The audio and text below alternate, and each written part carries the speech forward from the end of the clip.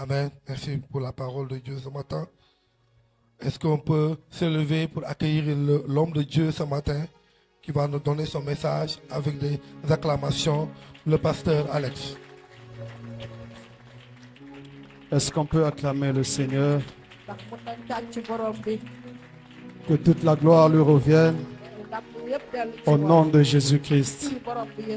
Amen. Vous pouvez vous mettre dans la présence de Dieu.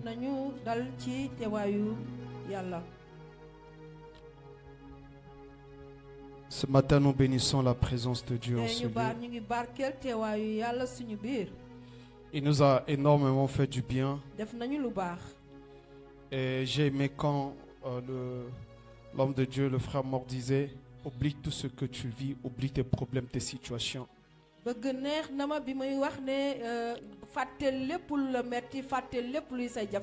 Mets-toi tout simplement à adorer Dieu.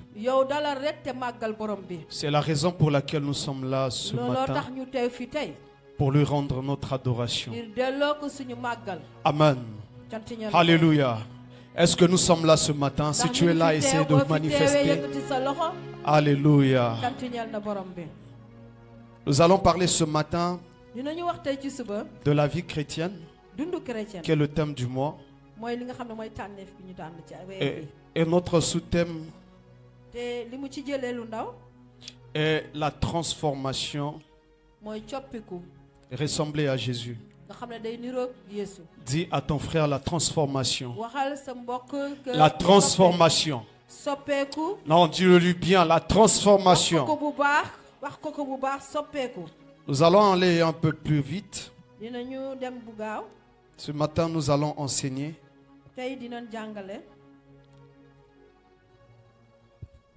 la transformation. Bien-aimé, le but de Dieu et son projet pour chaque chrétien ne s'arrête pas à la conversion. Ça ne s'arrête pas à la conversion. Nombreux nous sommes convertis. Nous avons donné nos vies à Jésus. Nous avons déclaré devant le monde, devant l'Église, que nous avons donné notre vie à lui. Nous nous sommes convertis en étant maintenant chrétiens. Parce que dans la vie où nous sommes, il y a plusieurs religions. Et quand nous venons à Jésus, nous venons pour la conversion. Nous donnons nos vies à Jésus. Et au-delà de la conversion, Dieu attend de nous une vie transformée. La raison pour laquelle ce matin nous allons parler de la transformation, la ressemblance à Jésus. Donc son objectif ultime est que nous devenons comme Jésus. L'objectif de Dieu est que nous devenons comme Jésus et que nous marchions comme lui dans notre manière de penser et dans notre manière d'aimer, dans notre manière de parler et dans notre manière de marcher. La raison pour laquelle nous avons pris ce premier verset qui nous a parlé, le texte principal, Romains 8, 29. La Bible dit: car ceux qu'il a connus d'avance,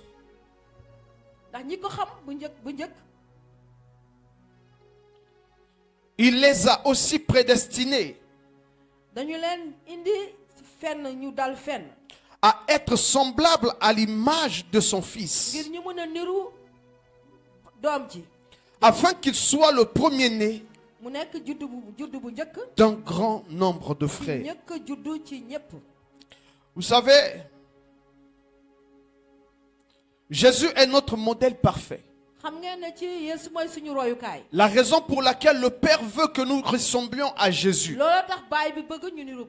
Et premièrement, je veux toucher en ce qui concerne la transformation. La transformation se définit dans ce contexte comme un processus profond de changement qui touche l'être intérieur, renouvelons la manière de penser, d'agir et de vivre avec un impact spirituel, personnel et professionnel. La transformation dans ce contexte est un processus profond de changement qui touche l'être intérieur. Renouvelons la manière de penser, d'agir et de vivre avec un impact spirituel, personnel et professionnel. Amen. Jésus est venu non seulement pour nous sauver, mais pour aussi nous révéler la vraie vie selon Dieu. Et ressembler à Jésus, c'est entrer dans une vie de sainteté. Ressembler à Jésus, c'est de rentrer dans une vie d'amour. Ressembler à Jésus, c'est vivre une vie d'humilité et de puissance spirituelle. La raison pour laquelle nous avons besoin d'être transformés quand nous venons à Jésus. Dans nos vies de tous les jours, nous avons besoin d'être équipés pour vivre une vie chrétienne réussie. Nombreux nous venons à l'église. Malheureusement, il y a ces points où nous n'avions jamais quitté. Un enfant de Dieu est celui qui quitte le monde pour se convertir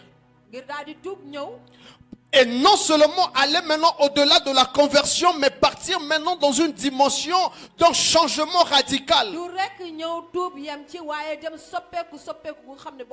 À vivre une vie de consécration,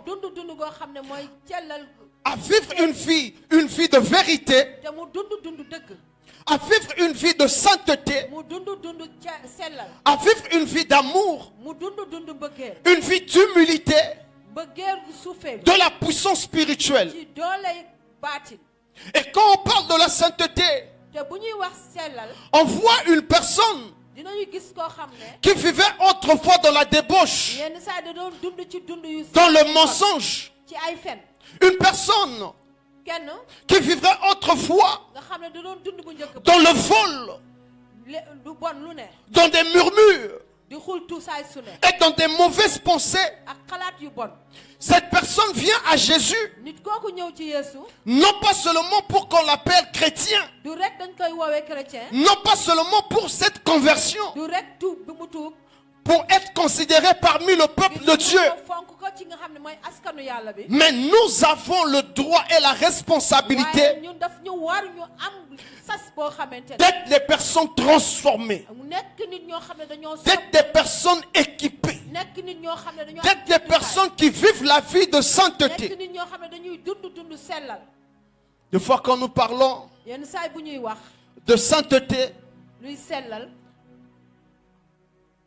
on a vraiment allusion de voir juste l'impudicité, l'adultère et autre chose. On oublie quand tes pensées ne sont pas renouvelées, tu n'es pas un enfant de Dieu authentique. Quand tu penses mal des autres, tu t'es converti, tout le monde savent que tu es chrétien. Tu quittes à la maison.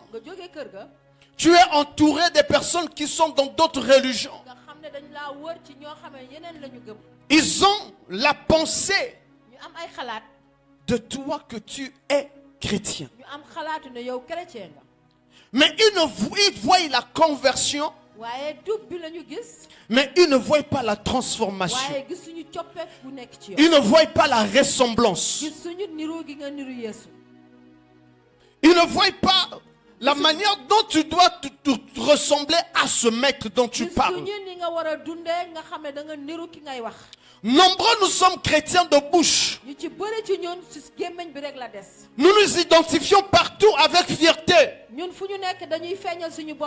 Dans nos domaines professionnels, dans nos familles. Il y a certaines personnes dans nos familles qui n'ont pas donné leur vie à Christ. Mais quand ils voient juste une vie transformée, on voit un frère qui était vraiment dans cette famille, mais qui est allé au-delà de la conversion, qui s'est transformé, qui a quitté le monde, qui a tout abandonné pour suivre Jésus, qui marche dans une vie de sainteté, qui fait mourir sa chair, qui fait mourir ses désirs, qui prend l'initiative de marcher avec des nouvelles pensées renouvelées, qui prend l'initiative d'aimer son prochain, qui prend l'initiative de parler d'une bonne manière. Notre premier point, c'est le but de Dieu. Le but de Dieu. On voit ici, sur cette image d'illustration, le but de Dieu, c'est la ressemblance à son Fils. Et là, nous voyons un homme qui est devant une glace, un miroir. Regarde la glace en face de lui. Et il ne voit pas son image à lui, mais il voit l'image de Jésus en face de lui. Parce qu'on est en train de voir là une personne transformée, une personne changée. Ça veut dire aussi dans nos vies, quand nous réfléchissons à ce que nous sommes, on doit d'abord réellement voir qui sommes-nous au-dedans de nous. Est-ce que nous voyons, nous reflétons carrément Jésus-Christ en nous? Et cette personne-là ne regarde plus sa vie, mais regarde Jésus-Christ qui est en face de lui. Amen. Alléluia. Alléluia. Ressembler à son Fils. La ressemblance, c'est aussi faire ce que Jésus-Christ a fait. Jésus-Christ a aimé. Nous aussi, nous devons aimer. Dans la vie chrétienne, on voit ce que Dieu a fait pour toute l'humanité. Il a manifesté l'amour. La Bible déclare dans Jean 3,16, car il envoyait son Fils unique. Il a aimé le monde. Il a aimé tout le monde, afin que quiconque croit en lui ne périsse point. Ça veut dire, nous aussi, si nous ressemblons à Jésus, nous n'avons pas le droit de voir nos frères à l'église souffrir d'une manière. Nous n'avons pas le droit à penser mal pour les autres. Tu viens à l'église, tu ne veux pas ressembler à Christ. Christ, quand on critiquait Jésus, il ne regardait pas les critiques des hommes. Il était focus sur la mission. Parce qu'il était envoyé. Quand nous sommes enfants de Dieu, transformés, nous devons être focus sur la mission sur terre. On doit être conscient de notre mission. Que nous sommes appelés pour faire quelque chose. Nous sommes appelés à aimer son prochain. Nous sommes appelés à vivre une vie digne. Nous sommes appelés à parler des paroles qui plaisent aux autres. Depuis que tu t'es converti, tu as toujours des mauvaises paroles. Tu sors des mauvaises paroles de ta bouche. Tout en oubliant que dans la vie chrétienne, ça ne se passe pas comme ça. La parole déclare que la vie et la mort sont au pouvoir de la langue. Dès lors que tu te convertis, ta bouche ne sert plus à dire n'importe quoi. Ta bouche doit dire des paroles que Jésus-Christ disait. Est-ce que tes paroles ressemblent aux paroles de Jésus? La marche dans la vie chrétienne demande à ce que l'homme change sa manière, transforme la manière de marcher. Dans le monde, tu pouvais partir en boîte de nuit. Tu te convertis, tu viens à Christ. Vu que tu n'es pas encore transformé. Mais ce sont des mêmes amis qui t'invitent d'aller fréquenter ces endroits. Et toi aussi tu prends tes bagages un pas et te voici là-bas. Aller t'exhiber et faire tout ce que tu peux faire. Et ce matin, dimanche, la personne vient à l'église. Non, je vais prier. Car Dieu connaît. Dieu connaît quoi? Dieu connaît quoi? Est-ce que Jésus-Christ l'a fait? Est-ce que Jésus-Christ a marché sur? C'est pas bizarre. Ressembler à Christ, c'est marcher selon sa parole. Amen. Prendre modèle pour Christ. Jésus est notre modèle parfait. Ce qu'il a fait, nous avons la capacité de le faire. S'il a marché dans la sainteté, ça veut dire que nous pouvions le faire. S'il a manifesté l'amour, nous pouvions le faire. S'il a manifesté la puissance spirituelle, c'est possible pour nous. Et s'il a manifesté l'humilité, c'est possible aussi de vivre une vie d'humilité.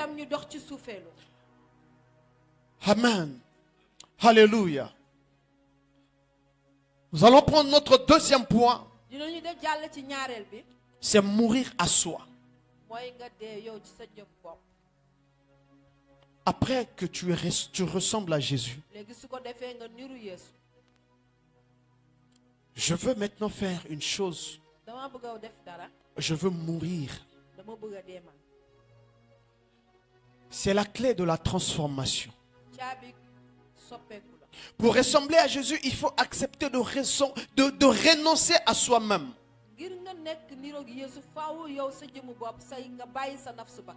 C'est ici que s'applique le grain.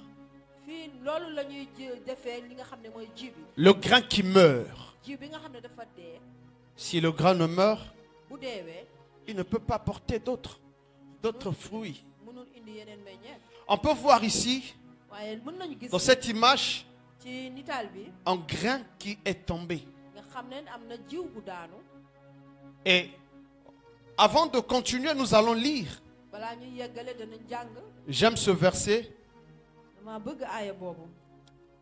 Jean 12, le verset 24.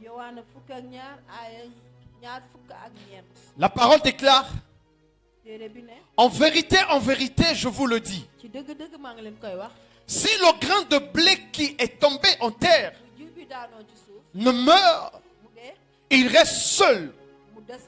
Mais s'il meurt, il porte beaucoup de fruits. Amen. Pour ressembler à Jésus, il faut accepter de renoncer à soi-même.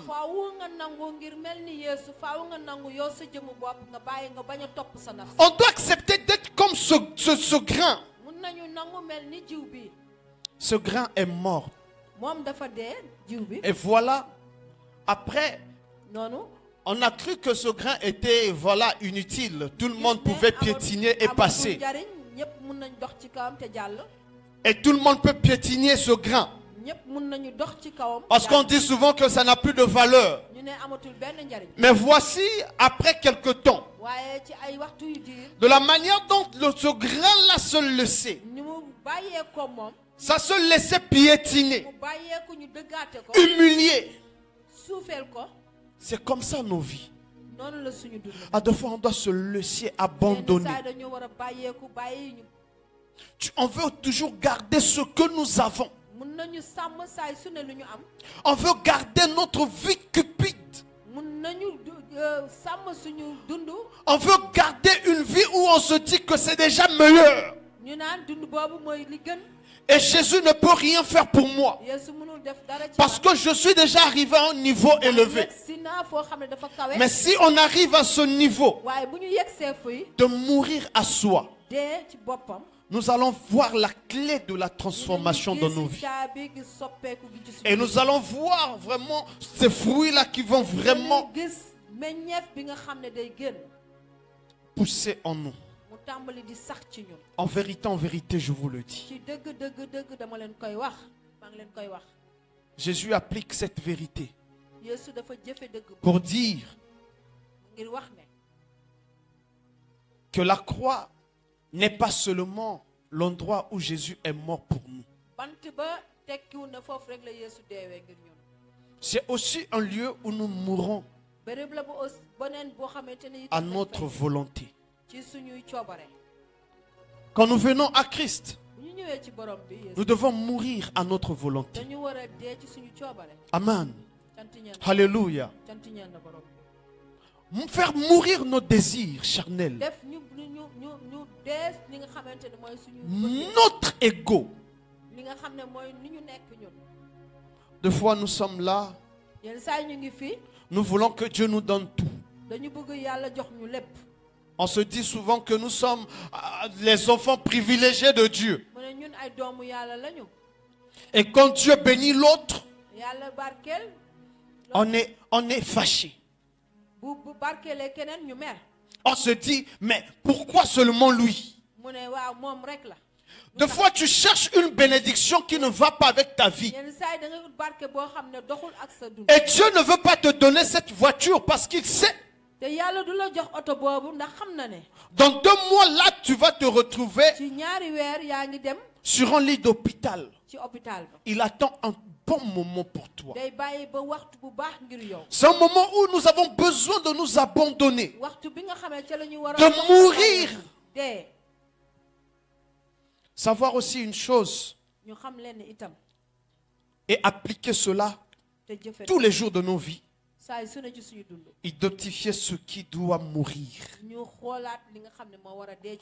en nous pour que Christ vive pleinement.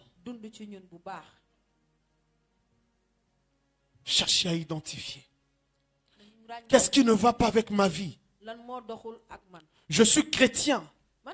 Je suis dans la vie chrétienne. Je vis une vie chrétienne. Mais qu'est-ce qui ne va pas au-dedans de moi? Seigneur, il y a des moments où tu dois prier et rentrer dans la présence de Dieu. Pour dire à Dieu, Seigneur, je veux vivre pleinement ta vie. Si c'est l'orgueil, enlève. Si c'est la rancune, Seigneur, fais-moi grâce. L'orgueil dans la vie des enfants de Dieu.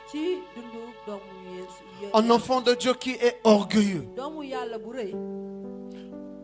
ne vit pas une vie chrétienne efficace. Un enfant de Dieu qui se dit enfant de Dieu et qui est orgueilleux, c'est une personne qui n'est pas transformée. C'est une personne qui ne ressemble pas à Jésus. Parce que Jésus-Christ, notre Dieu, n'était pas orgueilleux. Il était un Dieu simple. Regardez un Dieu qui était le ciel. Toute la gloire qu'il avait et venir sur la terre, prendre tout ce qu'il y a de nous. Il a porté nos souffrances. Il a été déchiré. Il a été fouetté. Mais il n'a jamais dit qu'il était Dieu. Mais c'était les gens qui voyaient ce qu'il était en lui. Et c'est par là qu'on pouvait l'identifier. Parce que l'humilité le caractérisait. Dans la vie chrétienne, nous avons besoin de ressembler à Jésus pour vivre une vie sans orgueil. On vient à l'église, on a la rancune envers les autres. À partir d'aujourd'hui, si tu es dans ce cas, sors de cela. Car elle n'est pas dans la vie chrétienne. Parce que celui qui vit une vie chrétienne n'a pas besoin d'être en rancune avec son frère et sa soeur. Cette personne doit avoir une bonne relation avec les autres. Amen. Les habitudes cachées.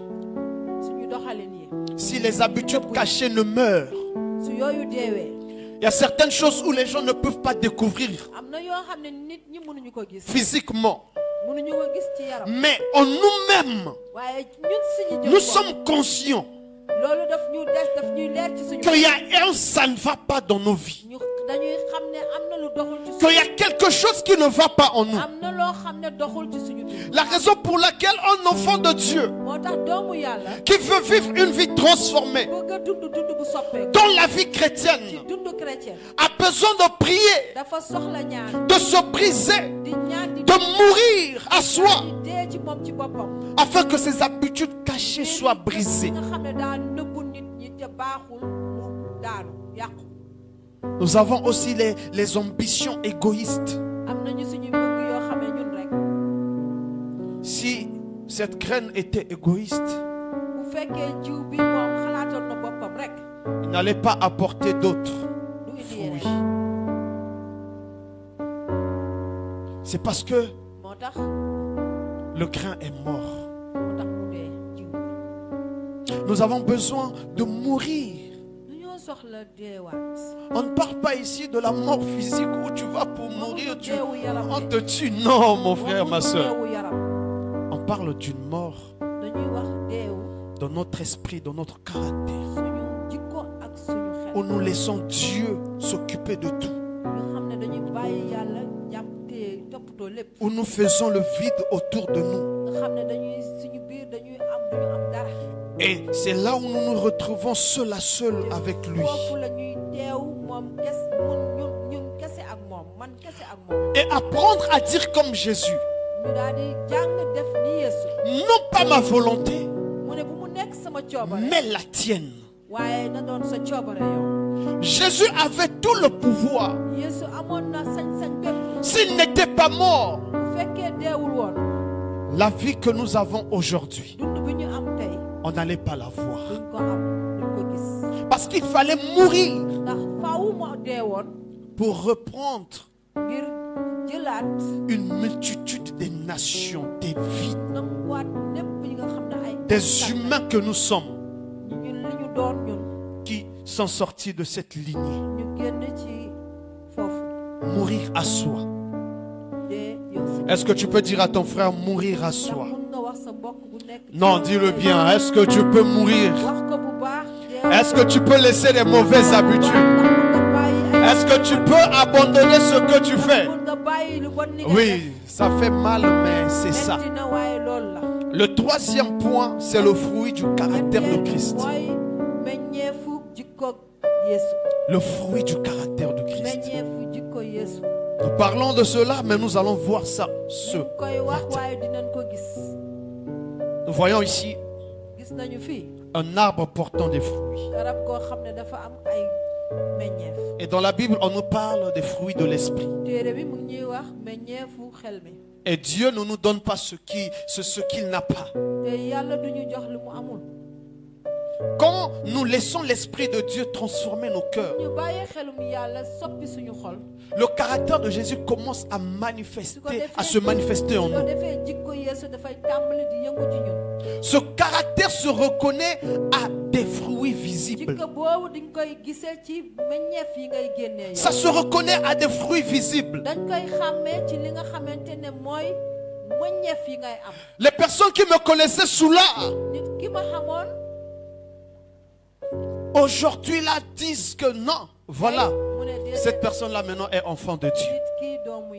Et on voit une boit puis l'alcool pour saouler et faire du n'importe quoi. Et voilà, il a vraiment donné sa vie à Christ. Là, on est en train de voir le fruit du caractère de Christ. J'étais orgueilleux, mais Dieu a rabaissé la personne. Et la personne est devenue humble. Mais toi, tu ne le dis pas. Mais il y a des personnes qui voient. Et ces personnes-là qui disent que tu n'es pas orgueilleux. Il y a quelque chose de différent. Et à travers ta vie, quelqu'un peut prier aussi pour sa vie, pour te ressembler. Vous croyez quand les hommes de Dieu vont vers d'autres hommes de Dieu pour prier pour eux et demander à être impactés par leur ministère? C'est parce qu'ils ont vu des fruits. Ils ont vu le caractère de Jésus dans la vie de ces personnes. La raison pour laquelle ils vont, pour être impactés et pour qu'on prie pour eux. Parce qu'ils veulent sortir de sur leur zone de confort. Le fruit du caractère de Christ. Dis à ton frère le fruit du caractère de Christ. Le fruit du caractère de Christ. Elle est visible, c'est visible, il est visible. Je vais lire la parole de Dieu dans le livre de Galates 5, 22, au verset 23. La Bible déclare: mais le fruit de l'esprit, c'est l'amour, la joie, la paix, la patience, la bonté, la bénignité, la fidélité, la douceur, la tempérance. Mais le fruit de l'esprit, c'est l'amour, la joie, la paix, la patience, la bonté, la bénignité, la fidélité, la douceur, la tempérance.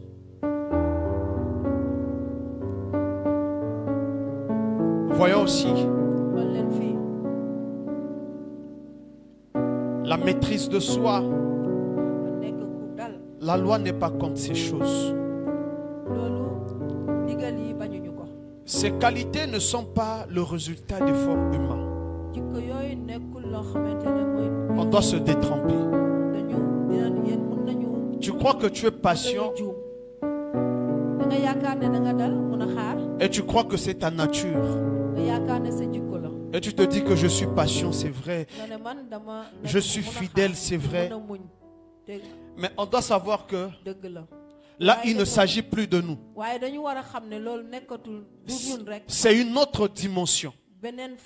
Ce sont des personnes qui se laissent utilisées par le surnaturel, qui rentrent dans une autre dimension de caractère de Christ. Ces qualités ne sont pas le résultat d'efforts humains. Mais c'est du travail, c'est le travail du Saint-Esprit en nous. Au fur et à mesure où nous nous abandonnons à Dieu, Dieu prend le temps de nous bâtir et nous faire porter ses fruits. Tu n'as pas de paix. Tu vis une vie chrétienne, mais tu as besoin de demander au Saint-Esprit de te donner la paix. Tu n'es pas patient, tu ne patientes pas. On te promet quelque chose et toi tu te dis bon, vu que voilà, ça prend un peu du temps, moi je veux abandonner et aller chercher sur d'autres horizons. La fidélité. J'aime ce que la Bible déclare. Celui qui est fidèle dans peu de choses, Dieu lui confiera aussi des grandes choses. Parce que cette personne-là est fidèle.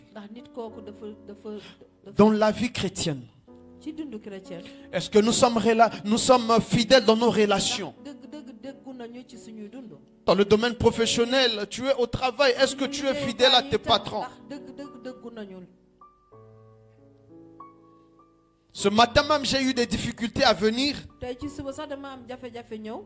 y avait certaines situations sur la route. Je me suis dit, Seigneur, ça c'est fort. Conduis-moi et oriente. Je veux dire, être fidèle aussi, c'est être fidèle aussi à l'heure. Je me suis dit, Seigneur, c'est vrai, je me suis préparé tôt, mais ne permets pas à ce que cette situation me rende en retard. Si je le dis parce que c'est normal, on doit dire la vérité.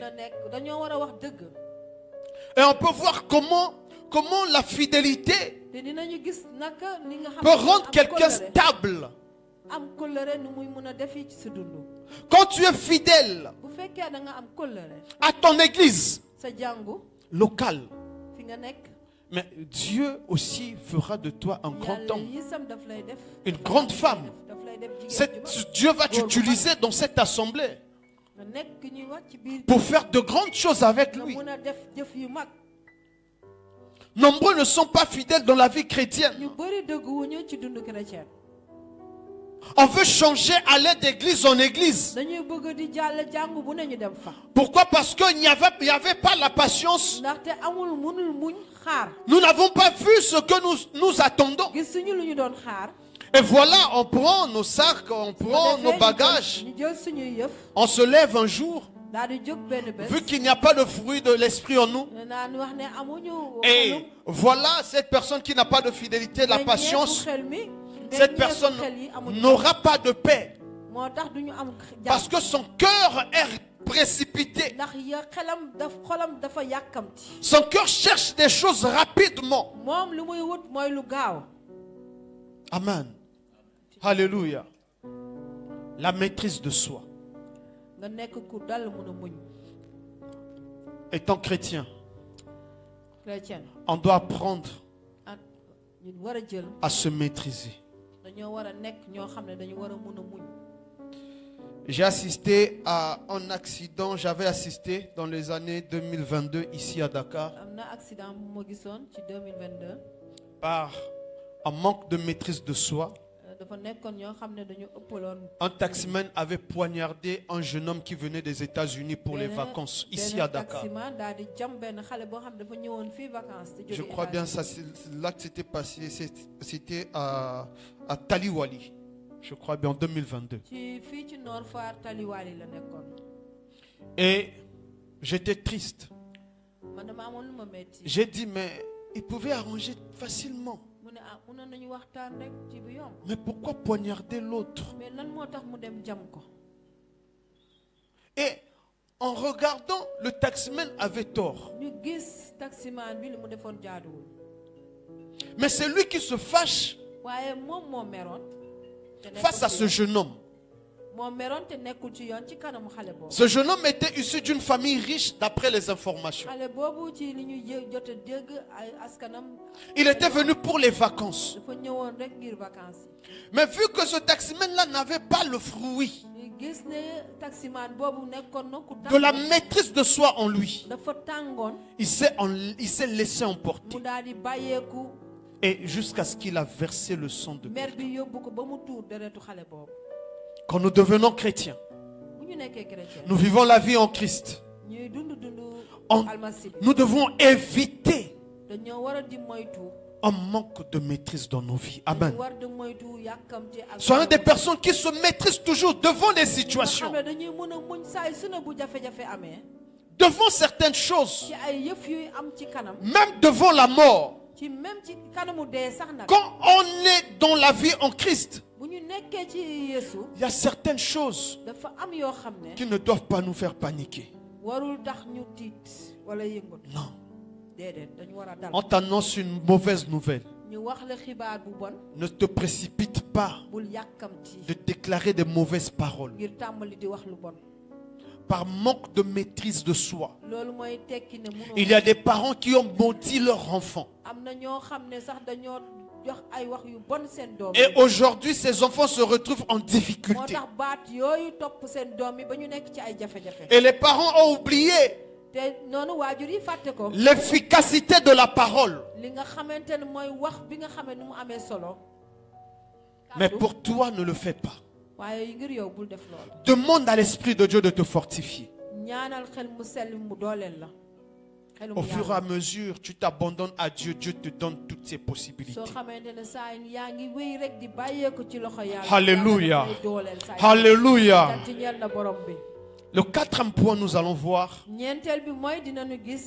l'humilité. La base de la ressemblance. Là, nous voyons un monsieur qui est bien vêtu, en costume. On voit un riche, un bon samaritain ici est en train de poser cet acte d'humilité. Et en face de lui, il y a un sans-abri. Il est en train de laver les pieds de ce sans-abri. La personne qui n'a pas de maison. La personne dont tout le monde pouvait passer. Mais lui, il est venu vers la personne. Laver les pieds de cette personne.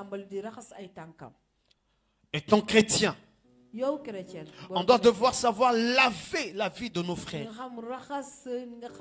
Laver les témoignages de nos frères. On te parle du mal d'un frère. Fais comme Jésus. Judas était une personne mauvaise. La personne qui a même trahi Jésus. Mais après il a regretté, mais il s'est suicidé, c'était trop tard. Mais Jésus avait lavé ses pieds. Jésus connaissant son cœur, il a fait. Il a lavé les pieds de Judas. Il a lavé le pied de Pierre. Et il donne la promesse. Sur toi, Pierre, je bâtirai mon église. On doit savoir bâtir la vie des autres dans l'humilité. L'autre te fait du mal. Descends. Ça ne coûte rien. Présente tes excuses.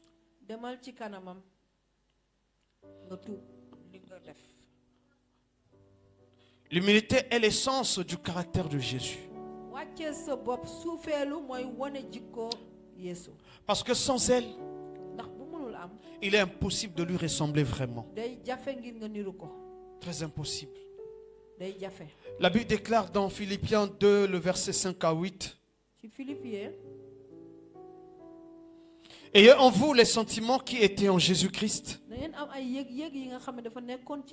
lequel existant en forme de Dieu n'a point regardé comme une proie arrachée,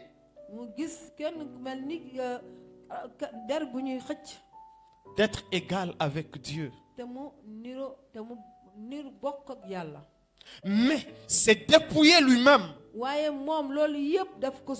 en prenant une forme de serviteur, en devenant semblable aux hommes et ayant paru comme un simple homme. L'humilité, c'est reconnaître qu'on dépend totalement de Dieu. L'humilité, c'est accepter de servir. Tu es à l'église 20 ans. Ta vie ne dépend pas de Dieu. Dieu a une partie de dépendance et tu as une partie d'indépendance.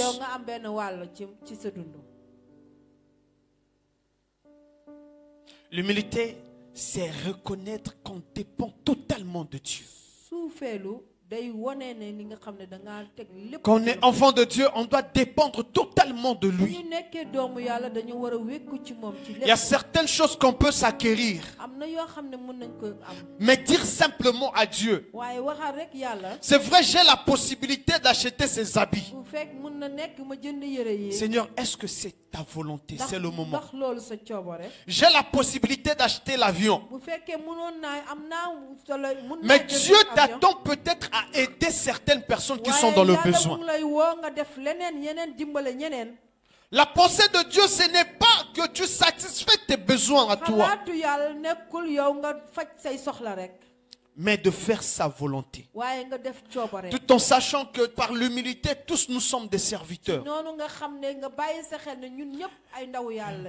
Étant enfant de Dieu, on doit savoir que dans notre marche chrétienne, pour ressembler à Christ, nous devons accepter de servir. Tu es dans ton assemblée. Tu n'arrives même pas à intégrer un département pour servir Dieu. Tu n'es pas plus que ceux qui se sont rabaissés pour servir. L'humilité, c'est la clé de l'élévation.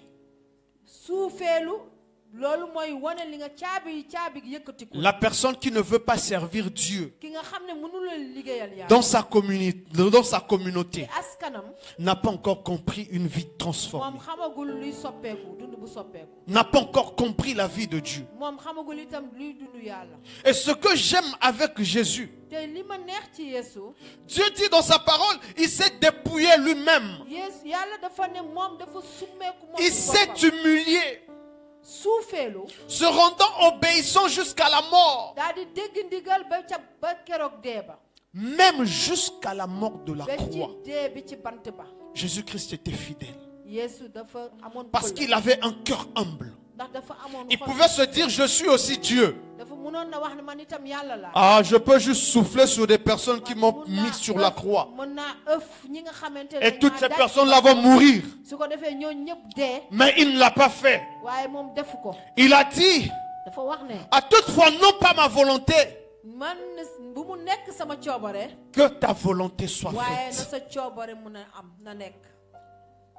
L'humilité, c'est pour des personnes qui accomplissent des grandes œuvres avec Jésus. Et on doit savoir le mystère qui est caché dans le service. Étant enfant de Dieu, si nous vivons vraiment la vie chrétienne transformée, Dieu nous épargne des maladies. Vous me servirez et j'éloignerai la maladie. Dieu ne se répand pas de sa parole. Ce qu'il dit, c'est ça. Donc ça veut dire toutes les personnes qui servent à l'église ici, ce sont des personnes que Dieu épargne. de différentes manières. J'ai connu des personnes qui avaient des maladies qui ne pouvaient pas guérir. Les maladies incurables. Ces maladies sont parties par le service.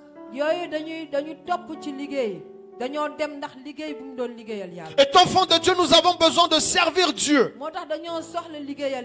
Servir Dieu, c'est servir les autres. C'est se rabaisser comme Christ s'est rabaissé. Christ nous a servi. Nous qui étions sans abri, il nous a mis dans son abri. Nous n'étions pas protégés. Autrefois, nos vies ont été exposées. Et le diable avait raison de nous. La mort avait raison de nous. Mais lui, il acceptait de venir servir ce peuple pécheur. Nous qui ne méritions pas. Voici son humilité a fait de nous les adorateurs autour du trône de Dieu. L'humilité, c'est pardonner. Christ a pardonné tout ce qui l'a offensé. Dans la vie chrétienne, on doit avoir cette attitude de pardon. Savoir laisser derrière nous les choses qui nous ont blessés. C'est aussi renoncer à notre propre gloire. Servir Dieu pour ne pas avoir de la gloire. Pour ne pas s'attendre seulement à l'élévation. Et avoir des richesses de ce monde. Mais servir Dieu en ayant des bonnes intentions. Si je le fais, c'est parce que je suis créé pour ça. C'est ainsi que Jésus a vécu. Et le cinquième point pour finir, l'amour, la marque de sa nature. On voit ici cet homme qui prend dans ses bras ce jeune homme qui était perdu. Ce jeune homme à qui sa famille a rejeté.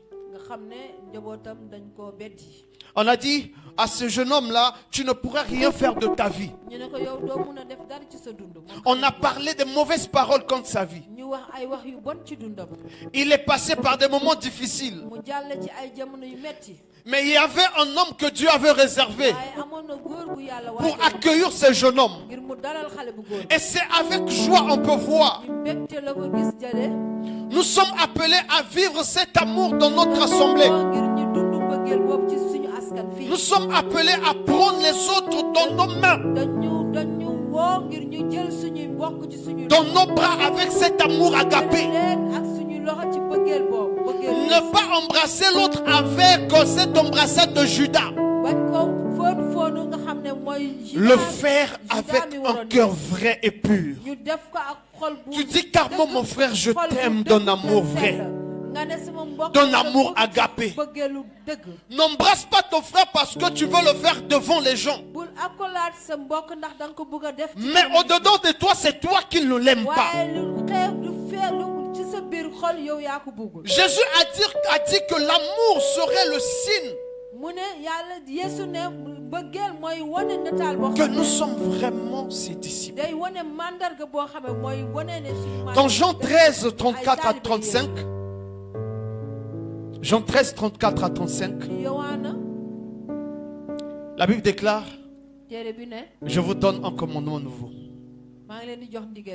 Aimez-vous les uns les autres comme je vous ai aimé. Vous aussi aimez-vous les uns les autres. Jésus nous recommande de nous aimer. Ressembler à Jésus, c'est aimer. Même ceux qui ne méritent pas. Même quand ça coûte. Même quand on est blessé. J'aime ce qu'il dit fort. Que nous devons aimer même nos ennemis. Tu vas incliner ta tête dans la présence de Dieu. Tu vas prier pour dire à Dieu: Seigneur, transforme-moi.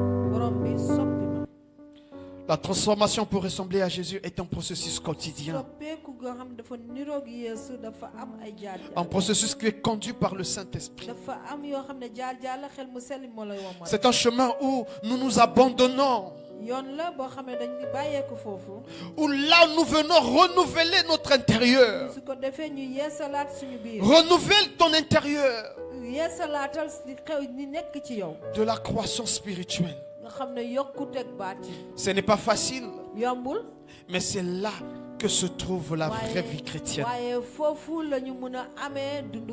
Manifester Christ partout où nous sommes. Porter son image dans le monde. Et révéler son cœur. Au nom précieux du Seigneur Jésus. Que le Seigneur bénisse ta parole. Amen.